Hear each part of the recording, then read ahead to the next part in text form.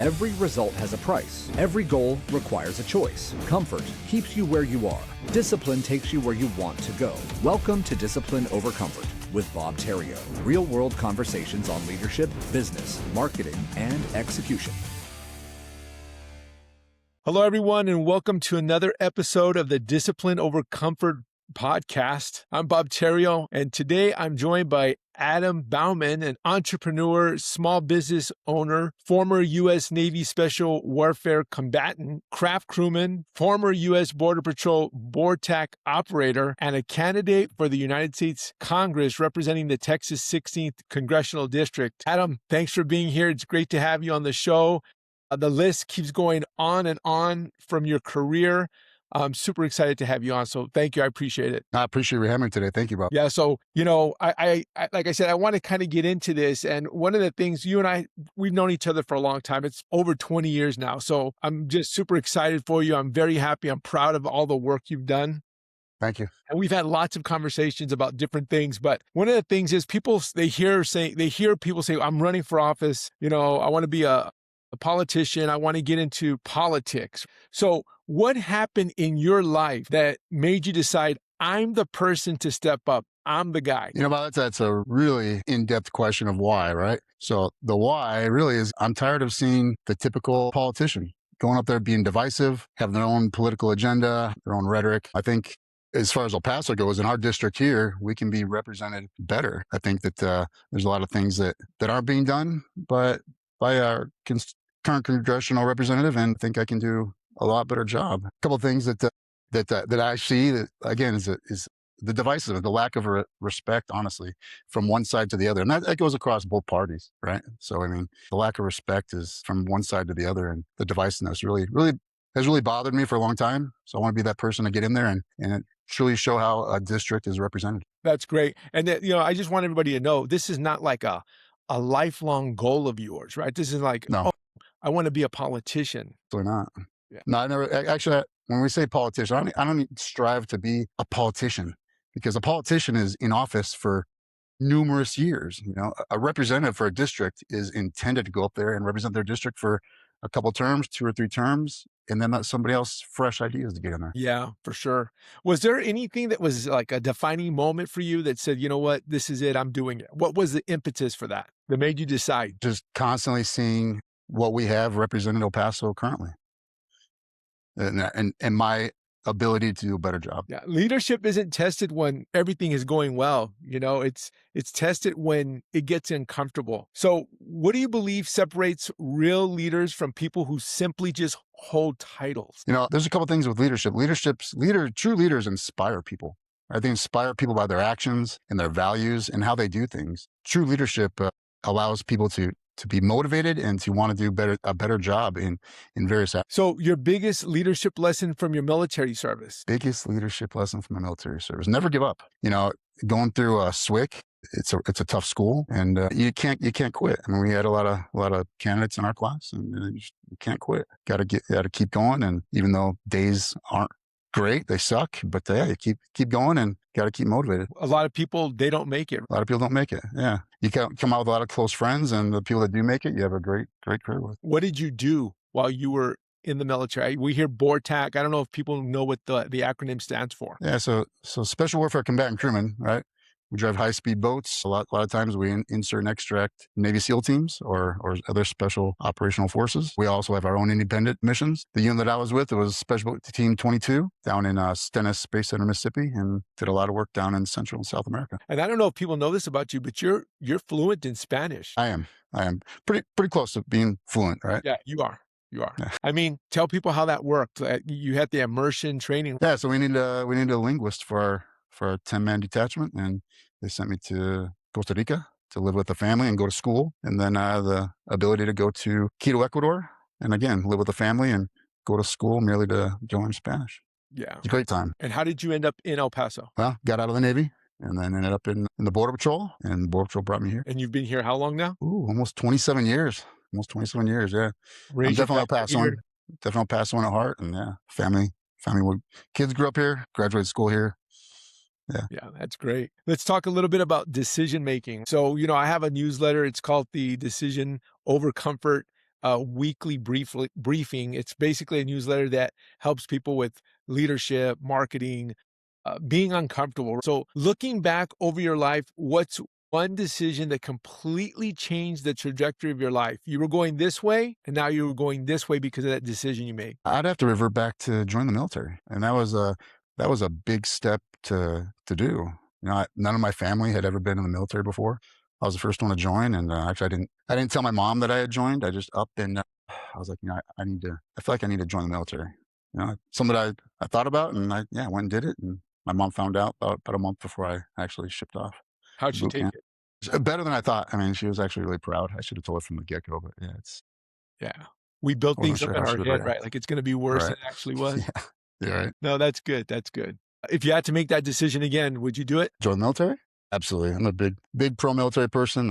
Any young man or woman that wants to join it's definitely a plus. You serve both in the Navy and the Border Patrol Tactical Unit. Does business ever feel anything similar to those careers that you had? Because now, I mean, you own a business, you're a small business owner, and I think some people don't know that about you. So you have that perspective as well. I do. I mean, being a prior law enforcement, being prior military, and now small business owner, it's definitely gives you a different perspective on actually everything from politics to running your own business and doing things for yourself. Is the leadership different from being in the military to running the business? It is.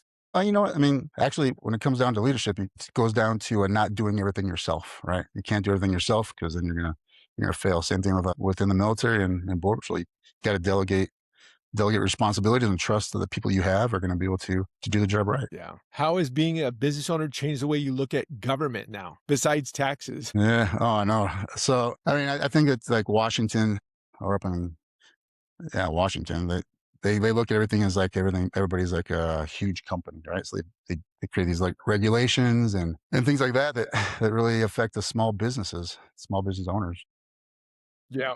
What do you You know, think for is the biggest challenge for business owners and entrepreneurs today from your seat? again, being able to not do everything yourself. You need to have a good team. You have good people that work for you. Back to the other topic of things in Washington, I'll give you a quick example. Like California, they passed that that law that everybody has to make $20 an hour. That really affected small businesses because the 8-person, 10-person operation, they don't have the ability to pay everybody that amount of money versus, let's say, McDonald's, right? They can adjust and keep moving forward. So it's not always a one fit answer when it comes down to regulation. Yeah, I think when you impose those type of minimums, and you raise those job minimums, the companies, like you said, McDonald's, all they do is they absorb the cost, but they can eliminate people because I don't know if you've ever walked into a McDonald's, there's some here, but they have the automated kiosks, right? Where Yes. you walk in and you don't even see anybody. You walk up, Right. place your order. It's just like the automated checkout systems, right? It's like they're going to replace you. Exactly. We're Yeah. not going to shrink the margins. We're going to keep returning good dividends to our stockholders, and they'll do whatever they need to do. And the first thing they cut is the labor force. Sure. Yep. I agree. And I know you've been out and, meet and greets and all over town. What are business leaders telling you? What are you hearing right now? What are their challenges? Regulations, taxes. A lot of the bigger corporations get a lot of tax breaks, and the small business owners they're not getting the same treatment.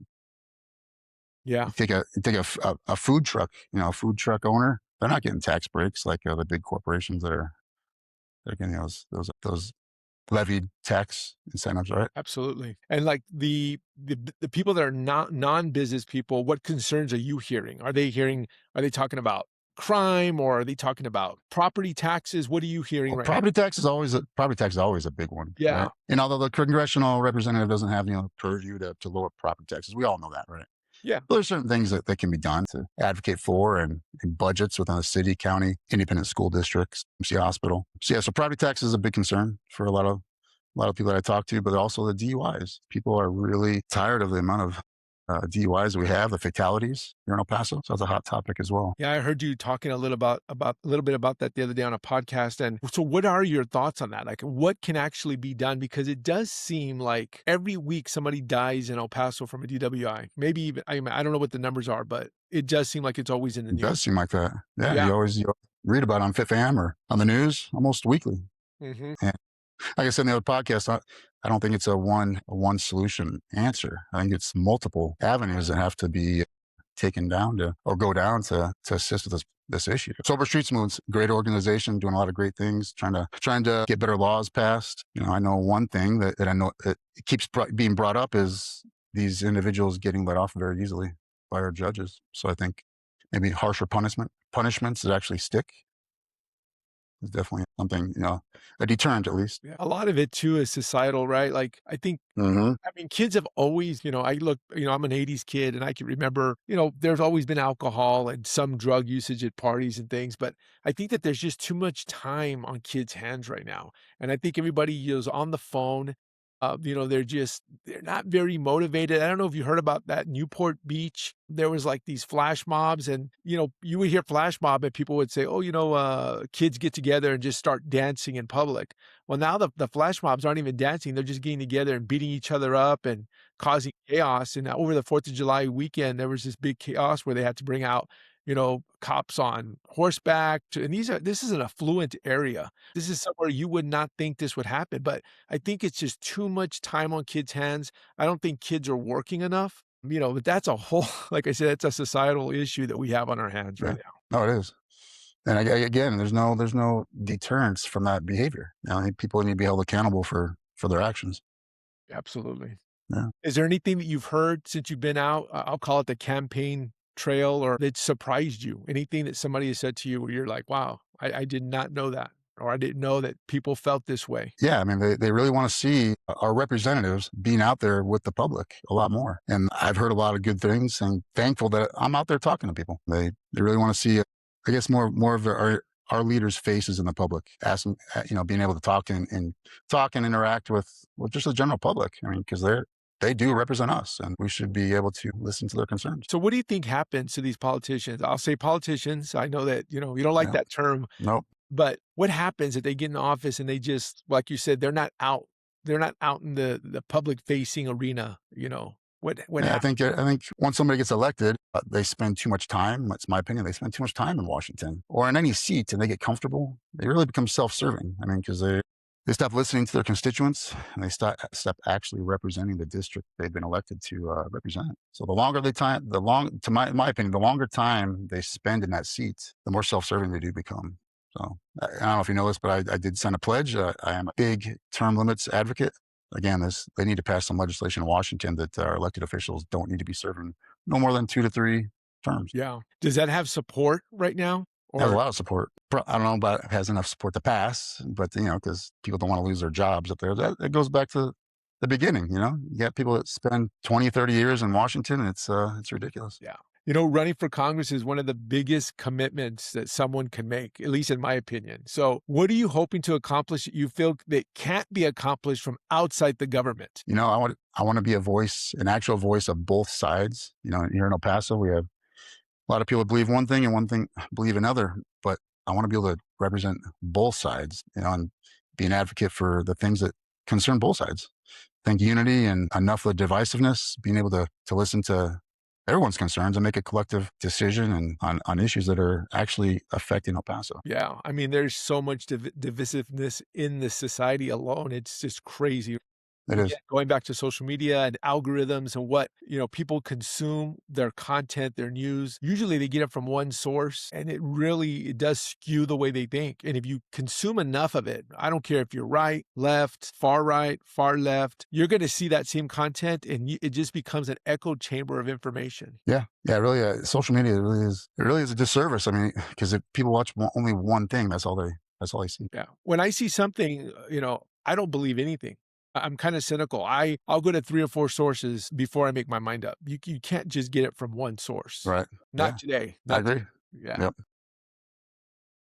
How have you stayed focused when people disagree or attack you? Like, has there been have you had any run-ins with anybody that's come up to you in public or at these meet and greets or anything? It's been minimal, honestly. It's been minimal. I mean, people disagree and that's okay. I mean, because people don't always believe the same thing, and that's perfectly fine.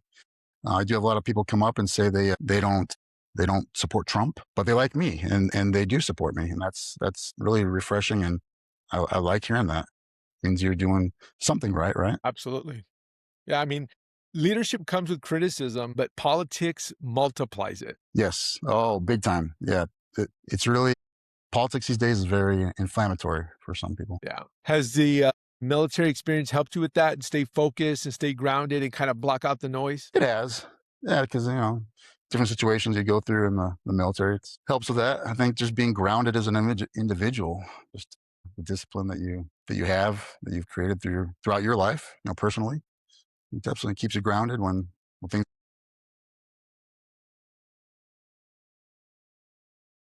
Yeah, for sure. So, the show's Discipline Over Comfort. The name of the weekly brief is Discipline Over Comfort. What does that phrase mean to you when you hear that? Discipline over comfort. Yep. So there's a lot of uncomfortable situations that you're going to get put in, and that's okay. That's the name of the game, right?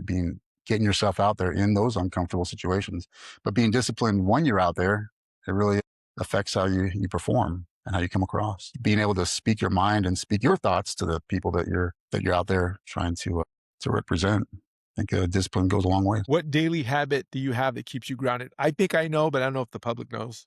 Well, getting up early and going to the gym is definitely my lifestyle. It's been my lifestyle for many, many years. But getting up early, in altogether is just the way that it affects me positively. Right, getting up early, get my day going. So that's how I work my day to day. So 20 years from now, talking about your legacy, what do you hope people would say about you? That I was fair and I listened to everybody. Yeah, that's pretty cool. In a nutshell. Right. Yeah, of course. So I'm going to do this thing called rapid fire. I know you're super busy. You've got a lot to do. I'm going to throw these 1-word questions. You can just give me an answer, top of your head.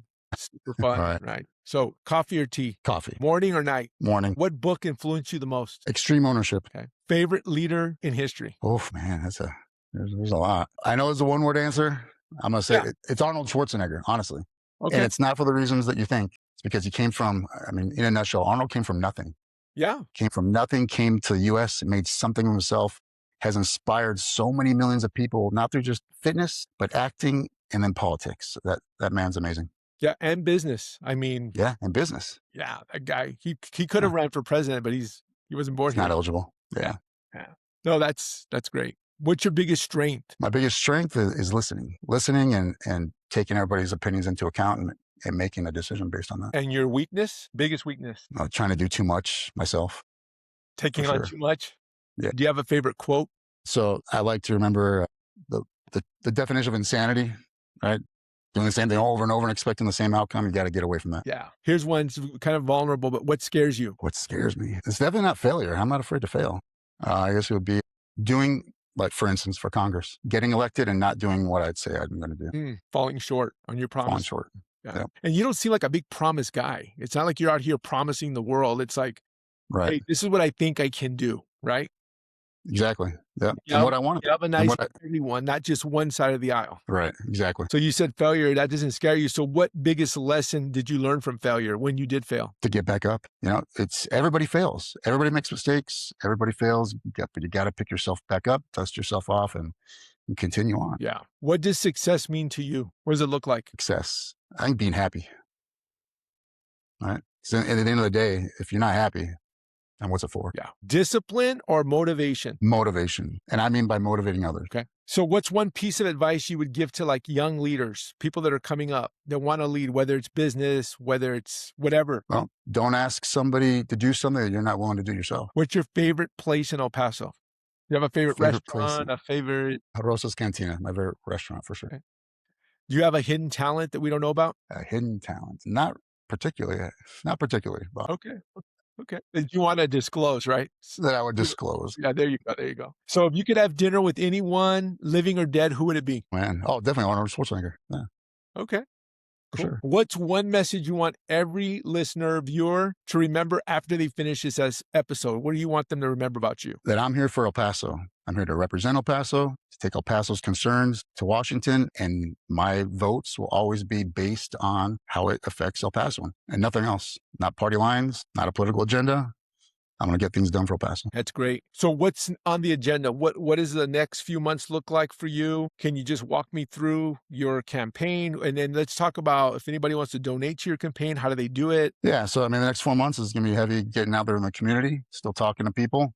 That's the best way to let everybody know how I am, is doing community events and being out there with the public. AdamBauman for Congress.com. You can go there on my website. There's a donation link. I'm not asking for I don't heavily go out and ask for donations because I believe that is a completely grassroots campaign, and every vote is equal. Doesn't matter if you're rich, if you're poor, your vote matters just as much as everybody else. Yeah. Well said. Is there something that I didn't ask you that I should have asked you? Definitely not my age. Yeah, no, I mean, I just want everybody to know that this campaign really is an El Paso first campaign. El Paso first, meaning everything for El Paso. Doesn't matter what's going on in Washington. It's got to benefit El Paso to get my support. That's awesome. Besides your website, is there any other? You're on social, right? You're on Instagram? Yes. Yep. Adam Bauman for Congress 2026. Awesome. Adam, thank you for joining us today. I appreciate your time. Bob, thank you for having me. Your friendship, your willingness to have an open conversation, fun, not so serious, about leadership, your service, and what you're planning on doing. So if you guys enjoyed this episode, please subscribe to the Discipline Over Comfort podcast on YouTube, Apple, and Spotify. And don't forget to subscribe to the weekly newsletter, Discipline Over Comfort, where every Tuesday morning, I share practical leadership lessons, business strategies, marketing insights, and real-world execution tips that you can apply immediately. Thanks for listening. Remember, comfort isn't easy, but discipline changes everything. Till next time. Bye-bye. Thank you, Bob.